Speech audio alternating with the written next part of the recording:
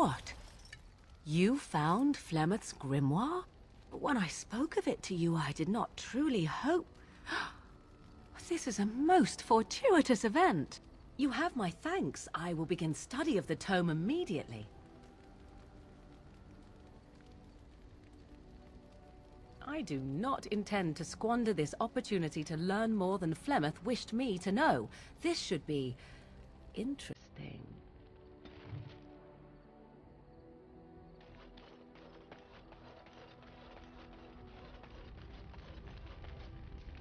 "'Tis cold in my tent, all alone."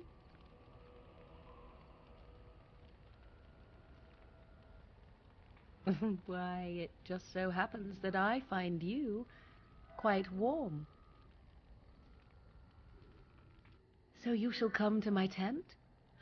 But whatever shall we do in that tiny little space together while we wait for it to warm?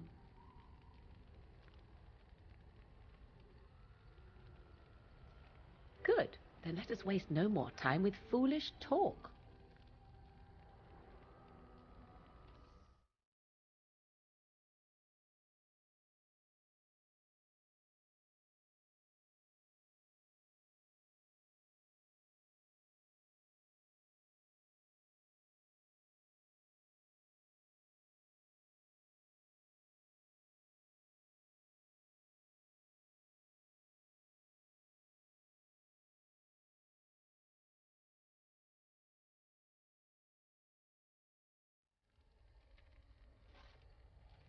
I see the stories they tell of Grey Warden endurance are not exaggerated. Indeed there are. The unanswered question, of course, is whether the endurance exists because of the taint within you, or because the Grey Wardens are by nature so very healthy. I enjoy the thought that 'tis a little of both. Natural prowess, driven by a darker side. That is entirely up to you. Simply know that I have no designs on your independence. I wish only to do what I desire, and if that coincides with what you desire, then so be it. And should you decide not to continue our misadventure, then so be it. Very simple, is it not? Oh, now you ruin the mood by speaking profanities. Silly man. Come then, let us be off before the others begin to stare. I have something for you. I mean that I have a gift for you. 'Tis a ring. Now, before you get any foolish notions, let me explain. Flemeth once gave me the ring because it allowed her to find me no matter where I went, in case I was ever captured by hunters. I disabled its power as soon as we left the wilds. Recently, however, I thought to change it. Now, I will be able to find whoever wears it instead. It is not to track you, you understand. I believe you are too important to risk. If you were to get captured, however, it would be far easier to find you with this.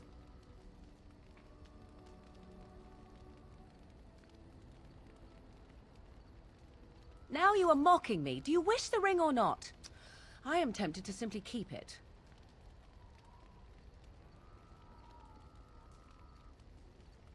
You are welcome. Perhaps it will be useful someday.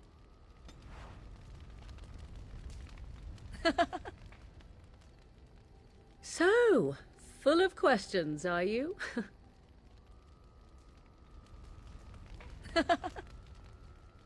We are in camp, so 'tis as good a time as any.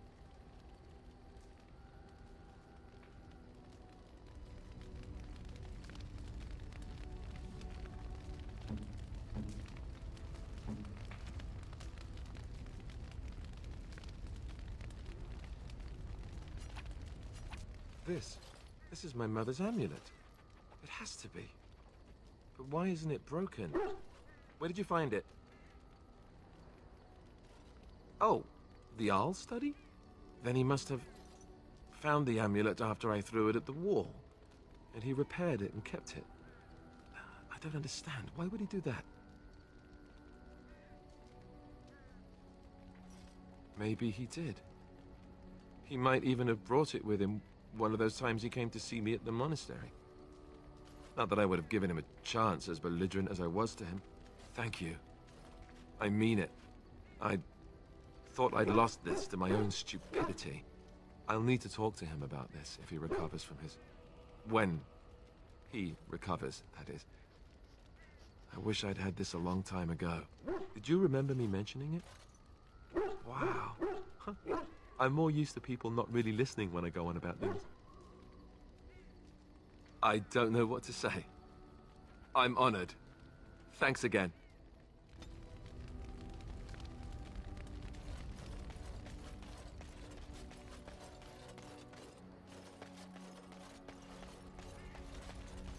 Something on your mind? Of course. Such as they are. About the Grey Wardens, anyhow. Fair enough. Something on your mind? You called.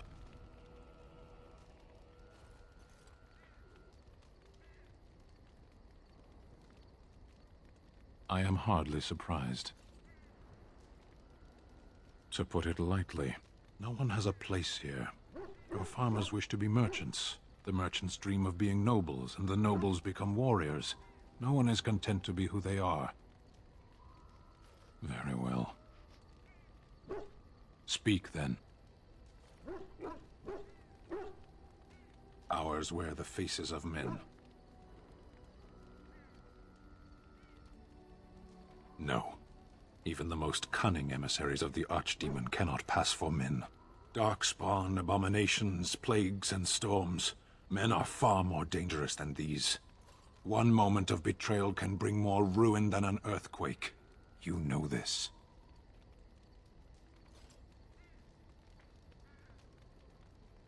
They are Tal Vashoth. They say they are Grey Ones. True in the knowledge of themselves. They are gaping holes where men used to be. Nothing can fill them. There was a village in the mountains of Seheron. Farmers. They grew cinnamon and nutmeg trees in perfectly ordered rows. There would always be one person waiting, a foreman, a harvester, rank didn't matter. Often they would say nothing. Simply watch as we worked to examine the empty house, a new one each time, that had once been the home of a colleague, a friend. We always made a point of searching. Now and then a body would turn up in a river eaten by rain and crows. More often we found nothing. Even in the worst parts of the jungle, the villagers would send someone with us to see the tiniest piece of bone or cloth. Anything contained the possibility of their lost friend. Must we speak of this? We could be fighting something. Very well. Isn't it the nature of a wound to bleed? I have no more answers than you. Why do we fight the Darkspawn? Why do the Darkspawn fight us? Now and then. Do the reasons matter? It makes little difference to those they fight. Tell me then, why do you fight? In the Antam, we are told of the enemy. Assume he loves as you love, hates as you hate, and fights just as hard as you. It's a lie, of course. But does that matter? So long as you stand and believe you know your enemy. The Tal Vashoth wish us dead, and we wish to go on living. The point of our war is war. Very well. Undoubtedly, they've used it to kill countless people.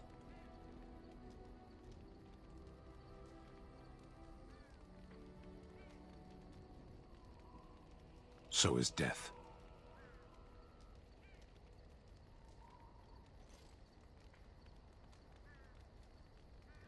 There are times when words fail. Very well. Then I suggest we move on. As you wish.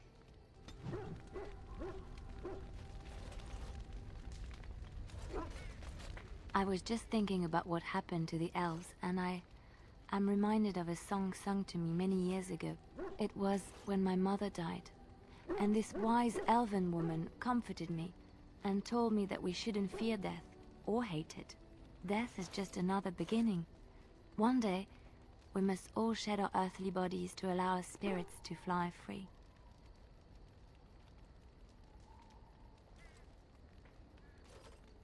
It's a beautiful sentiment, I think. One that brings peace and hope to the grieving.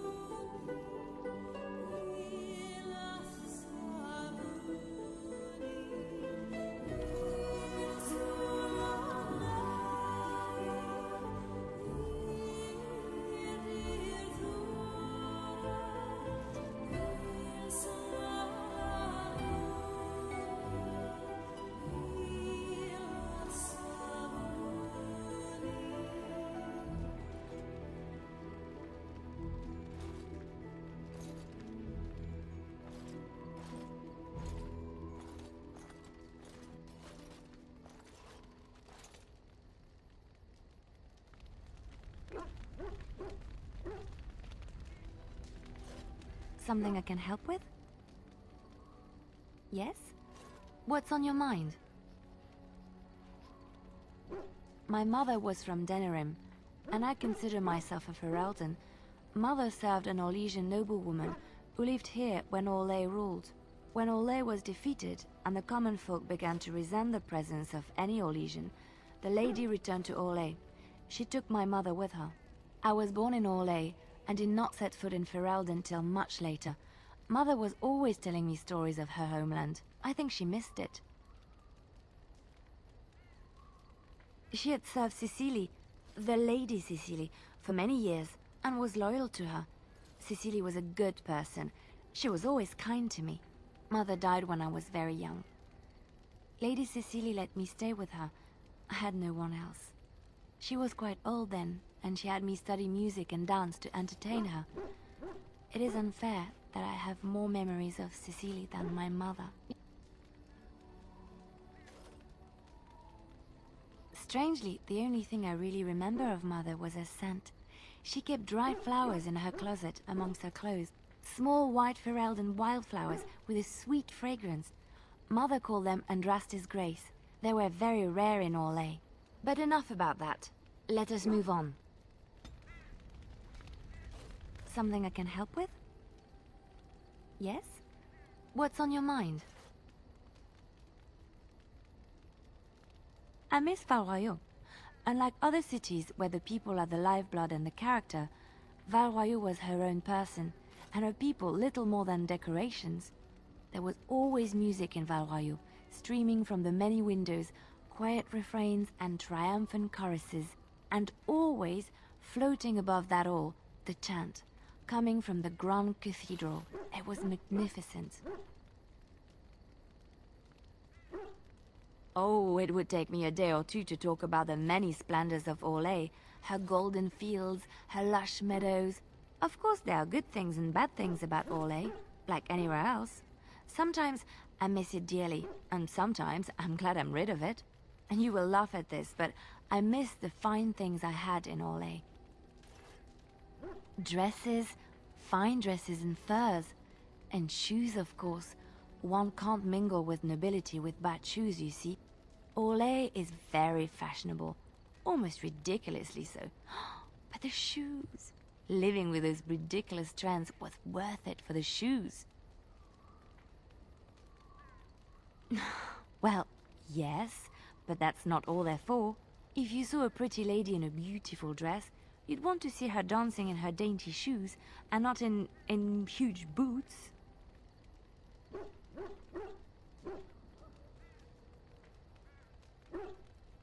Thank you. It's kind of you to say so, even wearing these mud-covered horrors. They're sturdy shoes, but sometimes a girl just wants to have pretty feet. Oh, I could talk about shoes all day, but we have things to do, don't we? Something I can help with? Yes? What's on your mind? Where did you hear this?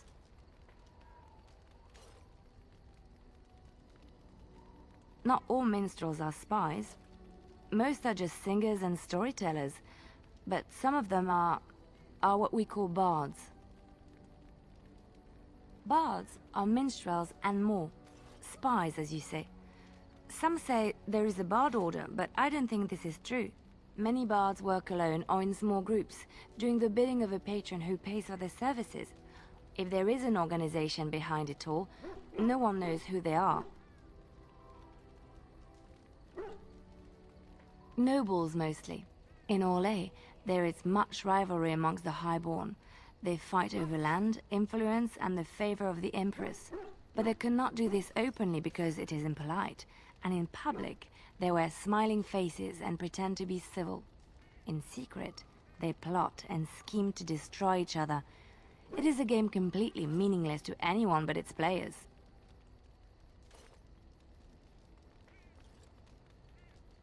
I have revealed too much, it seems, but it doesn't matter what I used to be. It is the past.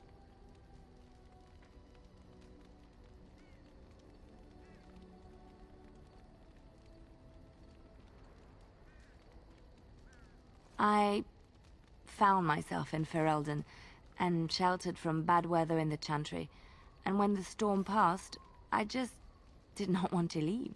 I like to see the Maker brought me here. Something I can help with? Yes? What's on your mind?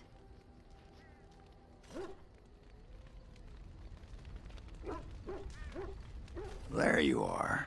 Wanted to talk to you. You and I, you know how sometimes you spend time with people and things. I was thinking, I do know some people out here on the surface. A person, actually. A girl I knew in Orzammar. Before I left, obviously. Her name's Felsi. She and I were friends after Branka left for the Deep Roads. I'm sure she's forgiven me by now. Thought maybe I'd track her down, see how she's been living. Last I heard, she was gonna live with her mother on the surface near some lake. Clean Bad Lake, was it? Yeah, I sod it, I don't remember.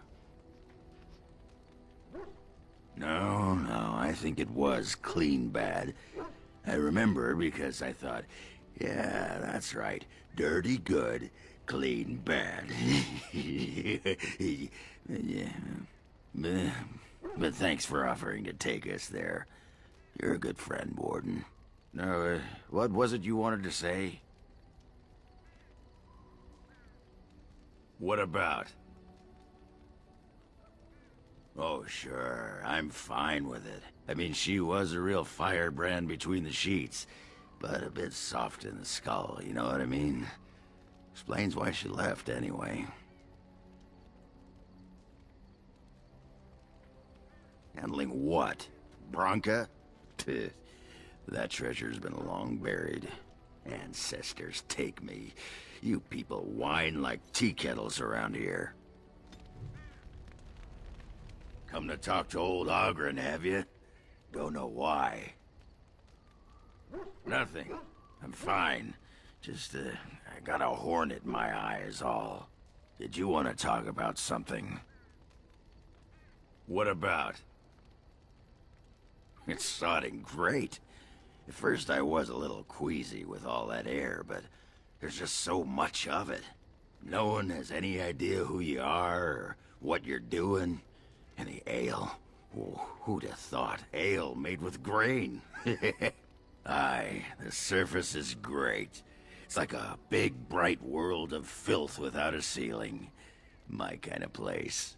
Hey, let's go find something to kill, huh? All this talk makes my hands twitchy. Pull up a drink, Warden. Join me in my sodding hole. Nah, just tired is all. Did you want to talk about something? What about? What? Miss Orzammar? Are you mad, in addition to being ugly? They treated me like a puddle fly back there. I'm never going back. All right. All right then. Just leave me alone, Warden. Seriously. Upset? I don't get upset. I get drunk. Did you want to talk about something? What about? You get a sword or an axe, and are told to go out and defend your city. It's the best thing in the world. That is until you try to live in the city you saved. I mean, they train you to kill, teach you to harness your rage at the first noise you hear, then try to set 100 sodding rules about it. Like those provings. Ancestors show their favor through the strongest arm, right? So why so many rules saying how to fight and when you win and not to bloody kill? Killing's what swords are for.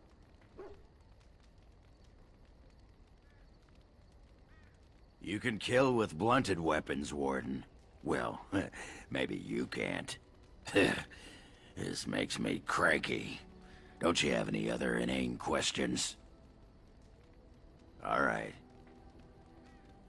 Aye, all right then.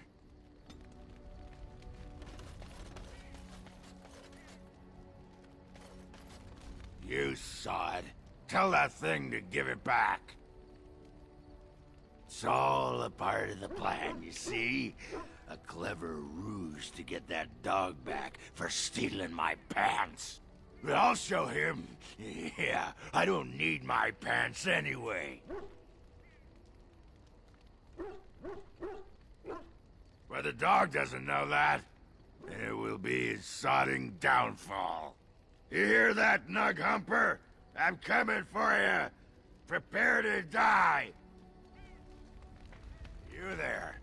Aye, you. I've been watching you.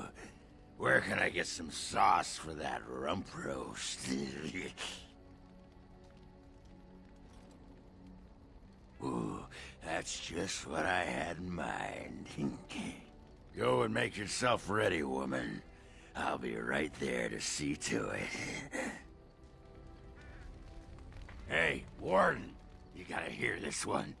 This human walks into a tavern, and there's an elf there, and she says... she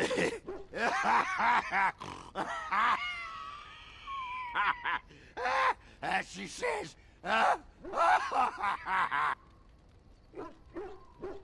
she says, I don't...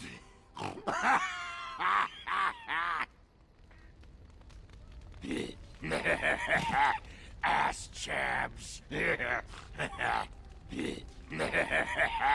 Ass chabs. You have a lot of nerve coming here. You're drunk. Take that, you sodding poetess. That's right, yeah. Get out of here, you harlot. You're quite taken with each other, aren't you?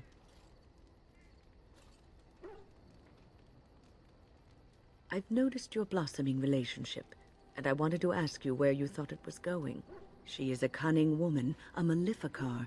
She will use you for her own ends.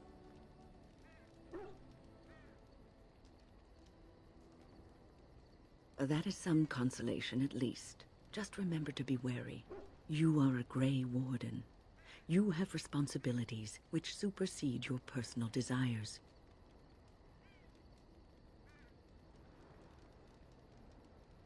Love is ultimately selfish. It demands that one be devoted to a single person who may fully occupy one's mind and heart to the exclusion of all else. A Grey Warden cannot afford to be selfish. You may be forced to make a choice between saving your love and saving everyone else. And then what would you do?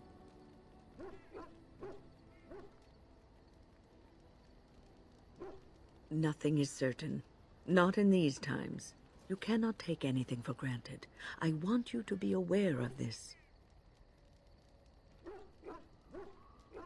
If you insist, I have given my advice. Do with it what you will. What's on your mind? Is something troubling you?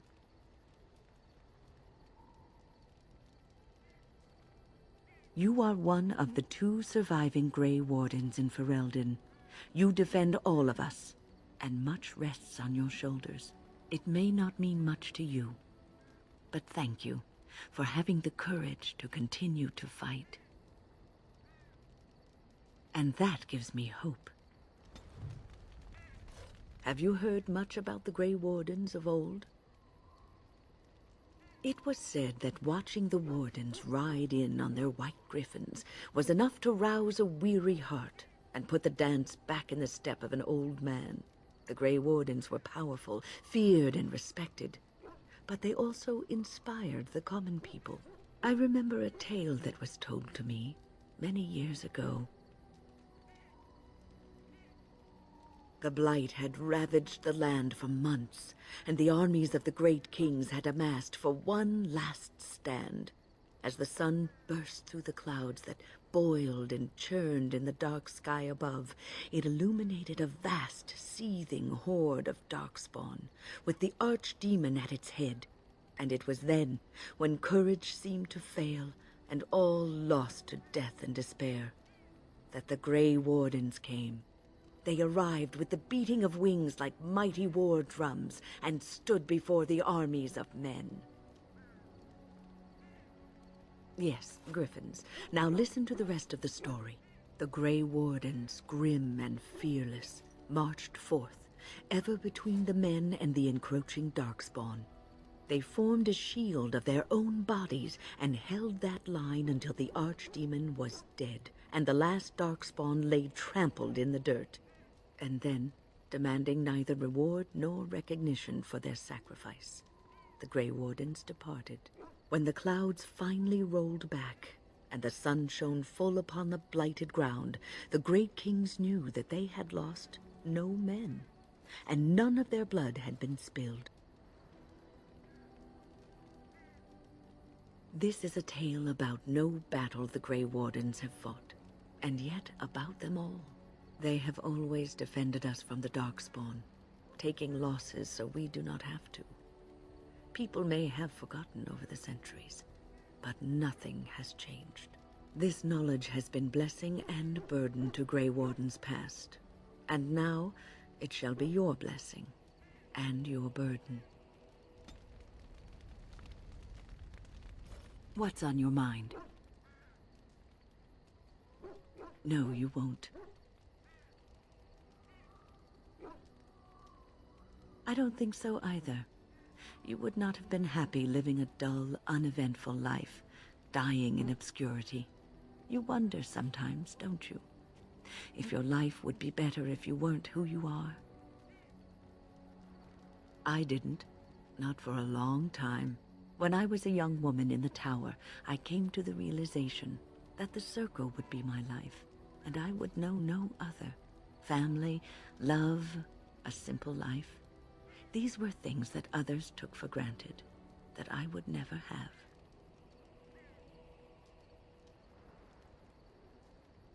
It made me very moody.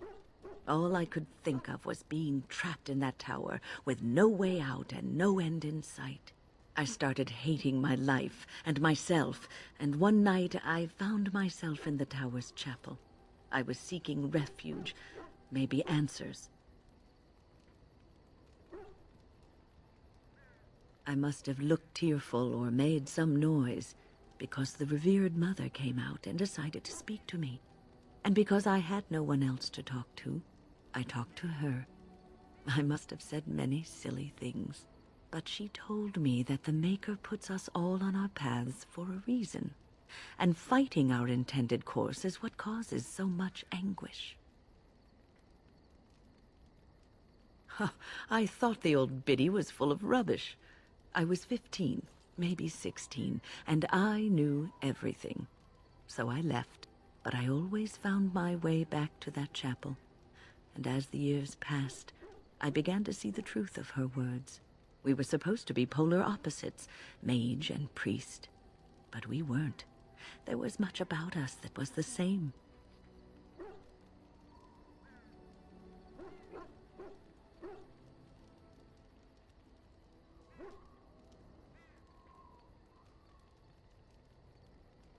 Not all priests choose their path. Some children are given to the chantry to raise and become initiates. The revered mother had lived in the chantry all her life, as I had been in the tower for all of mine. She taught me that you can find your family in the people around you, that you can love your work and find fulfillment in duty, and there is joy even in self-sacrifice. If you put others before yourself, then their well-being is yours, and their happiness is your happiness.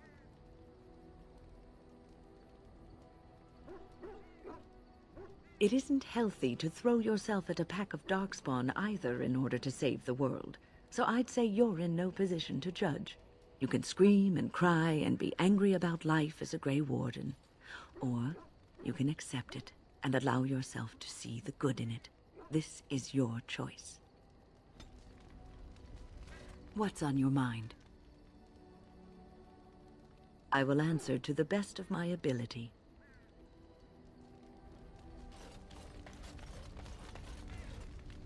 I've a question, if I may.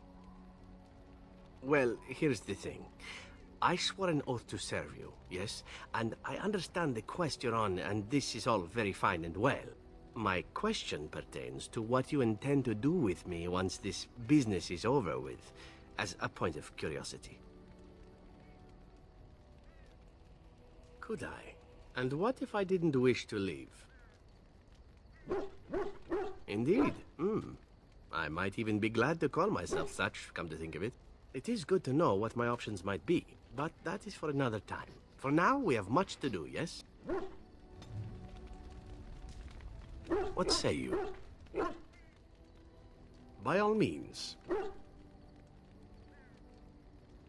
I know little enough of the Dalish other than the fact that my mother was one, or so I was told. She had fallen in love with an elven woodcutter and accompanied him back to the city, leaving her clan behind for good. And there, of course, the woodcutter died of some filthy disease and my mother was forced into prostitution to pay off his debts. Oldest tale in the book. How should I know? My mother was a whore, as you'll recall. None of the other elven boys in the whorehouse knew their fathers. I was not so unusual. I didn't know my mother either, of course. She died giving birth to me. My first victim, as it were. We were all raised communally by the whores. It was a happy enough existence, ignoring the occasional beating. Until eventually I was sold to the crows. I brought a good price, so I hear. My original point is that my mother's Dalish nature was always a point of fascination for me. Through all the years of my crow training, the one thing of my mother's that I possessed was a pair of gloves. They were of Dalish make, I knew that much, and beautiful. I had to keep them hidden, of course, as we were not allowed such things. Eventually, they were discovered, and I never saw them again. Not at all. I think of myself as Antivan. Still, that did not stop me from running off to join a clan when I drew near Antiva City once. Naturally, the reality did not live up at all to the fantasies I had constructed as a boy, staring at those gloves. But such is life. Come, enough talk of the Dalish. Let us move on. What say you? By all means. My adventures? I'm hardly an old man just returned from across the ocean, am I? Should I shake my fist at nearby children while I talk about the good old days?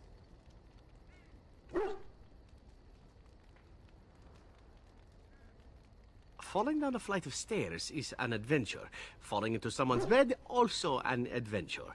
I am assuming what you're looking for are professional anecdotes. Let's see, my second mission ever for the Crows was a bit intriguing. I was sent to kill a mage who had been meddling in politics.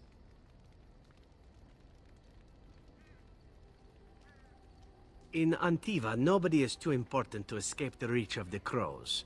They've killed kings and queens. That is simply how it is.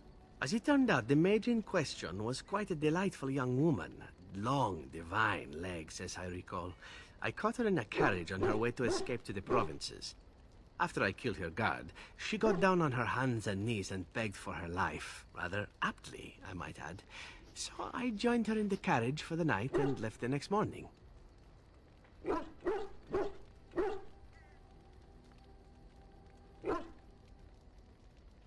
Well, yes, twice, actually. Then she decided to try and use me instead. The woman had actually convinced me to speak to the Crows on her behalf. What can I say? I was young and foolish at the time. Then, as I was kissing her goodbye to return to Antiva City, she slipped on the threshold and fell backwards out of the carriage. Broke her neck. Shame, really, but at least it happened quickly. At first, yes. Well, not upset. Surprised is really a better word. Then I found out that she had told the driver to take her to Janellen instead.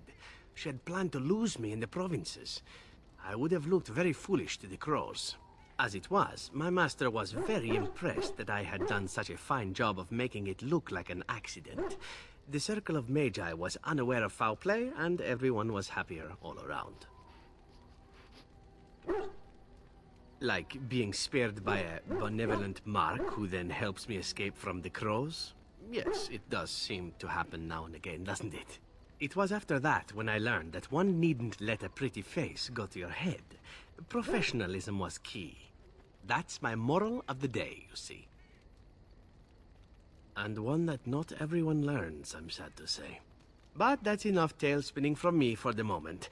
Talking about the mage has made me a bit nostalgic, I'm afraid. Ah, the good old days. What say you? By all means. Again? Well now, what might interest you, I wonder? Shall I describe the stages involved with Lanthrax poisoning? I watched a man go through all 7 once. Ah, you should see the look you have. I jest, of course. Let's see. How about the largest battle I ever took part in? That would have been the slaughter of Prince Azrin. Did you hear of that down in these parts? Me? Not personally, but I did take part in the attack. Prince Azrin was 4th in line to the throne, you see. He started off as 11th, but worked his way up the old-fashioned method by inheriting control of an entire Crocell from his grandfather. After assassinating his way through the royal family, the king hired 3 other cells to take down Prince Azrin once and for all. I was in one of those cells. Antivan royalty is very much bound up in the Crows. You wouldn't want it run by a bunch of commoners, after all, would you? And this means they get involved in politics quite often. This particular fight nearly bankrupted the nation, I understand. It almost ended up putting a Crow on the throne, a commoner. But that's a whole different story. I played a very small part. Antiva might seem a bit odd in that way to outsiders, We take it in stride, however. Assassins are simply part of the landscape, so to speak. My part in the entire battle was taken up trying to reach Princess Verina, who had thrown in with her brother. I killed about 11 of her guards personally before I got knocked out of a window. I landed in the river and nearly drowned. I was fished out by some urchins who robbed me blind. Made off with my boots, too. At least they didn't cut my throat. And that was my part in history.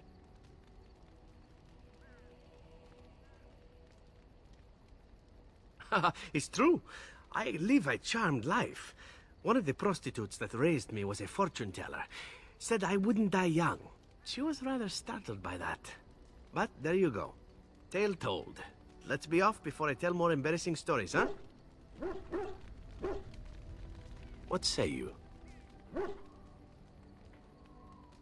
By all means.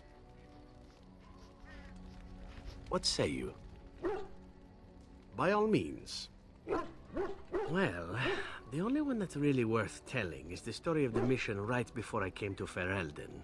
But no, I would rather not. I shouldn't have said anything. Nothing that I would prefer to speak of. Perhaps another day, I'm sorry. What say you? By all means.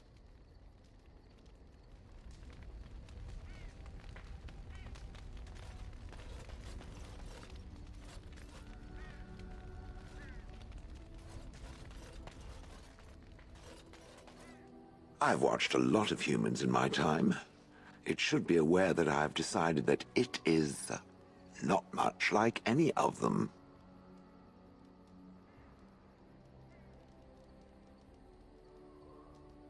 Good, of course. It doesn't want to have anything in common with all those other filthy substandard human types, does it? Surely it must come from some superior lineage, yes? Some breed of flesh creature that has decided to elevate its genetic stock above its natural shortcomings? Oh, then that must be it. I knew there had to be some reason, it being a human and all. I would appreciate if it didn't spread around that I said anything. Humans might start to get the wrong idea. They might start thinking their race is not completely hopeless. Indeed. Can it imagine the horror? Oh. Now, let us crush something into a fine paste before it starts to think I've gone all soft. Perish the thought. I have a question for it, if it will indulge me. My understanding is that it encountered the smith named Caradin, he who was responsible for the creation of the golems, that he had become a golem himself. What I do not know is what became of him. Why did he not return with it? I would have many questions for him.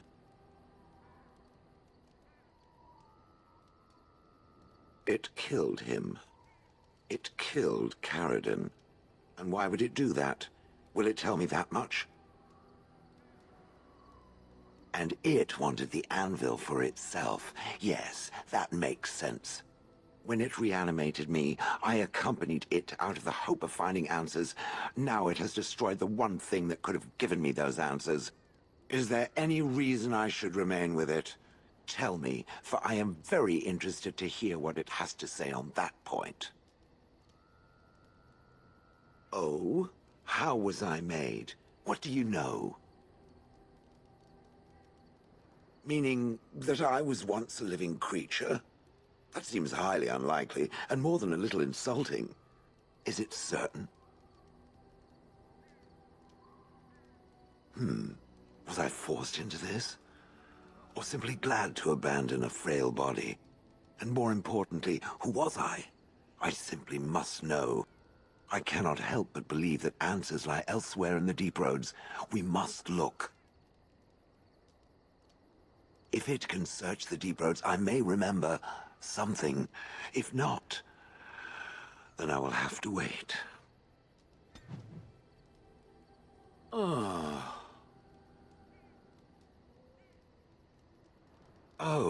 that. Merely reflecting on the hopeless nature of the task in front of it. The most likely outcome is that it and its companions will become a stain on some rock for the Darkspawn to tread upon. I shall be moved to a single tear by the tragedy.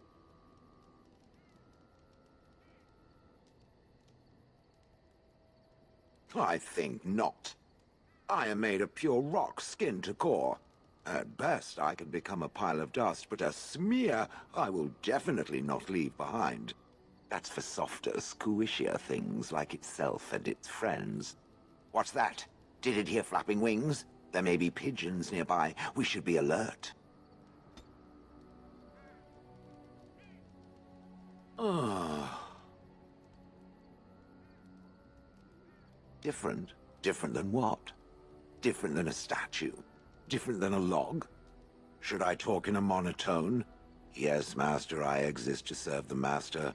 I shall kill for the Master and only for the Master. Perhaps it expected me to have a booming voice. Recite limericks. I can recite limericks, if it likes. I am not sensitive. I am made of stone. Sensitive is the exact opposite of what I am. I have never met another golem. I have no idea what one might be like, or why I wouldn't be like them. Why? Has it met other golems? Did they not sound as I do? And now there shall be no more. I suppose it is for the best. I don't know what other golems might be like, but I am already superior by virtue of my free will. This is a good thing. Imagine the benefits. No need to eat or sleep or perform other functions. Walk underwater, crush the heads of every opponent. The possibilities are limitless. Barring the occasional 30 years or so of paralysis, there's little to compare. Now stop talking so much. The wagging of its moist little tongue is distracting.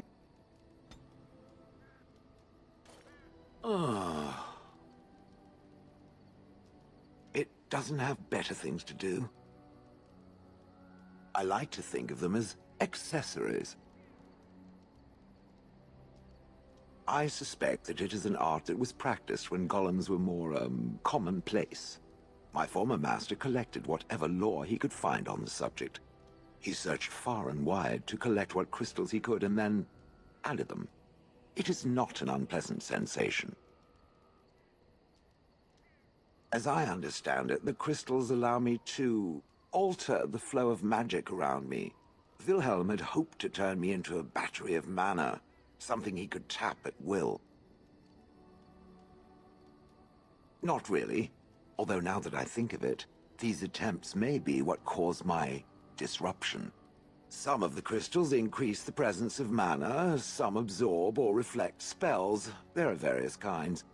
All I can promise is that, should it ever find one of these crystals, I can likely tell it the function and what it would do if added to me. Why not? I don't get to wear clothing and other adornments like the rest of you creatures, after all. That answers its question, I assume? Unless it has more. Oh, how interesting. Certainly I remember having a master. My memories of what happened to him are vague. Clever and true. Oh, very well. Let me see what I can recall. My former master enjoyed experimenting upon me. I remember that much. There was tinkering with spells, and then the crystals. He was very eager to alter my function, I think. Bah! I am no mage, and he did not explain himself to me, any more than it would explain itself to a sword. He possessed my control rod, and back then, it would have prevented me from doing anything he did not command me to, no matter how I might have wished to. So what happened? I am unsure. He was experimenting, and then nothing. Ho, ho, ho. It does like to laugh, does it? But who knows? I may have such a thing. And then he was gone. I was standing where I was, in the village, and I could no longer move. The villagers came, poked and prodded me in fear, and then realized they could neither move me nor destroy me, so they simply left me. And in time I forgot I hadn't stood there all along.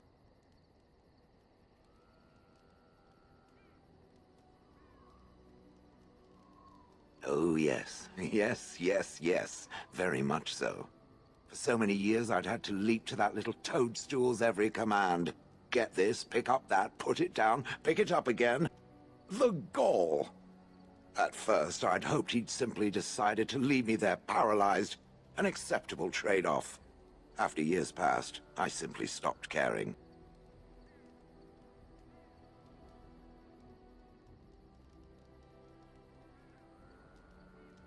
I think I was ready to move on. Another few years and the moss would have covered my face.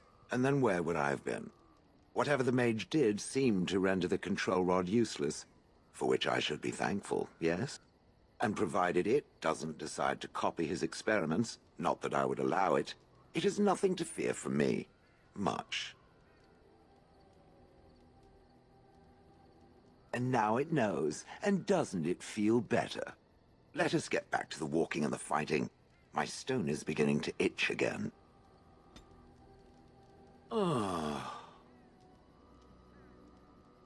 It doesn't have better things to do. Oh yes, that I remember quite well. My former master, the Mage Wilhelm, he brought me. As I recall, he had acquired some position with whatever lord ruled the land. I, being little more than a glorified possession at the time, was brought along. Oh, how he enjoyed impressing the villagers with me. Gollum snarl at that villager there, be fearsome. And of course, I would have to do it.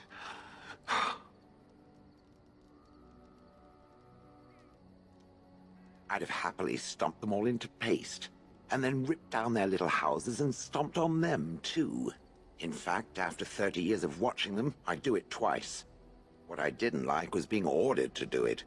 Dangled in front of those frightened morons like some scary thing. Once I was a statue, it took those villagers years before they'd even approach me. The first one to actually work up the nerve to touch me urinated himself. Ugh. That is where Wilhelm kept me. He wanted me out in the open where I could be frightening like a scarecrow. I was supposed to watch for thieves. Pah! Plus, his wife didn't want me indoors. She said there wasn't room for me. Hag. Humph! I was once larger, 10 feet tall. Then the loathsome hag complained that I couldn't fit through the doors. So the mage had me shrunk down. Shrunk down! Can it believe it? And she still wanted me out. With a chisel. And a lot of nerve. I traveled with the mage. He did a lot of traveling, I remember that. But where we went, it is rather fuzzy. I remember great battles, fighting many humans long ago. They were all very soft and squishy. And before that, No, there are only images. I was somewhere dark. I have no idea. Wilhelm used to brag that the dwarves stopped making golems centuries ago. I do not age as you soft creatures do. Sadly, my memory is no better. Plus, I get bored and stop paying attention. He did love using that control rod. Fondled it so much, his wife actually threatened to throw it in the lake. Ha! I would have liked to have seen that. Which reminds me, where did it find the rod? Did it pay a great deal for it? Hag. Good. I was just about done talking about it.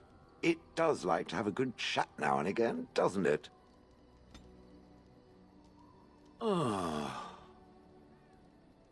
It doesn't have better things to do. That part I know, as Wilhelm often bragged about it to whomever was willing to listen to him. He claimed to have found me in the Deep Roads. I was in the ruins of a Tig, he said, deactivated, with my control rod not far away. I think I remember a battle. It was long before, and then there was darkness. Bah, in short, no. I do not remember why I was there. It makes no difference. It was a hobby of his, scavenging. One of the reasons he traveled so much is that he was looking for entrances into the deep roads, old places the dwarves had long forgotten.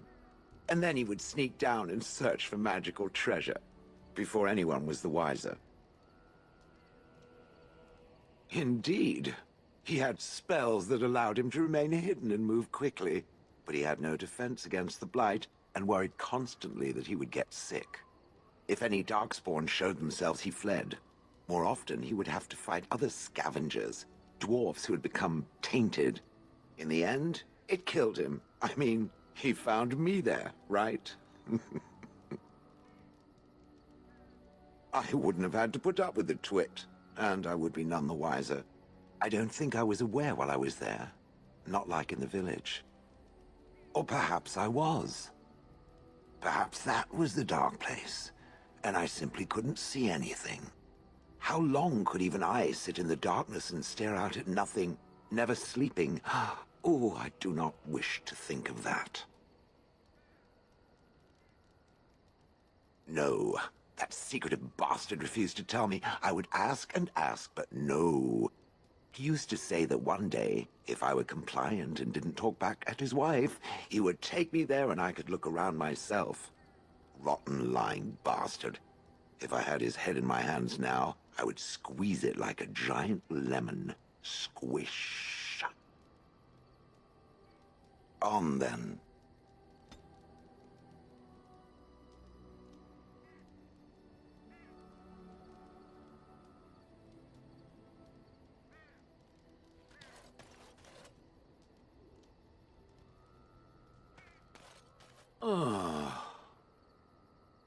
It doesn't have better things to do. I do not sleep, so yes, and I thank it for reminding me. Try to imagine, if it will, what it would be like to be surrounded by nothing but boring peasants, all oblivious to it.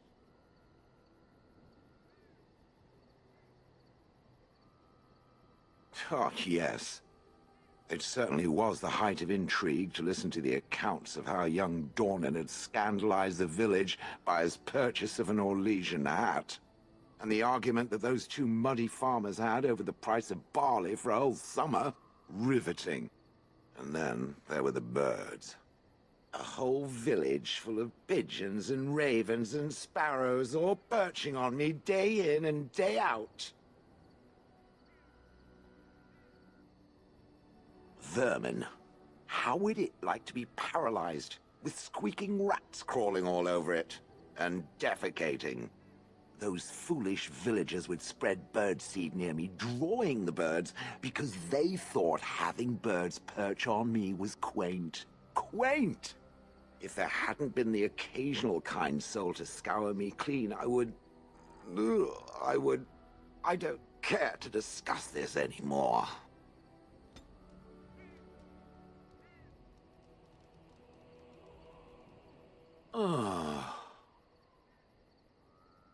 It doesn't have better things to do. That is true. I do not.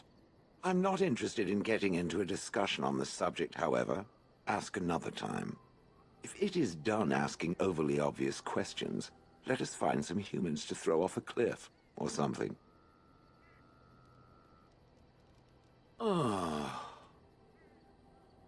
It doesn't have better things to do. On then.